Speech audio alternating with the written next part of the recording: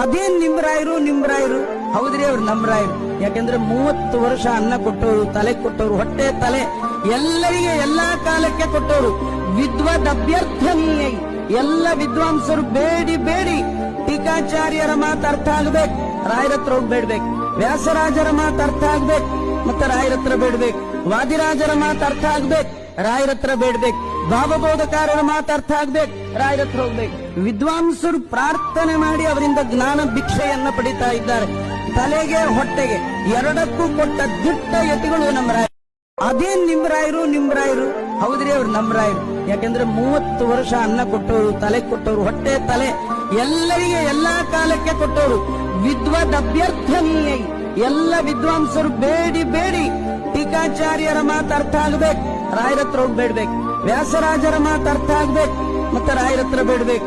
ವಾದಿರಾಜರ ಮಾತು ಅರ್ಥ ಆಗ್ಬೇಕು, ರಾಯರತ್ರ ಬೇಡ್ಬೇಕು. ಭಾವಬೋಧಕಾರರ ಮಾತು ಅರ್ಥ ಆಗ್ಬೇಕು, ರಾಯರತ್ರ ಹೋಗ್ಬೇಕು. ವಿದ್ವಾಂಸರು ಪ್ರಾರ್ಥನೆ ಮಾಡಿ ಅವರಿಂದ ಜ್ಞಾನ ಭಿಕ್ಷೆಯನ್ನ ಪಡಿತಾ ಇದ್ದಾರೆ. ತಲೆಗೆ ಹೊಟ್ಟೆಗೆ ಎರಡಕ್ಕೂ ಕೊಟ್ಟ ದಿಟ್ಟ ಯತಿಗಳು ನಮ್ಮ ರಾಯರು. ಅದೇನ್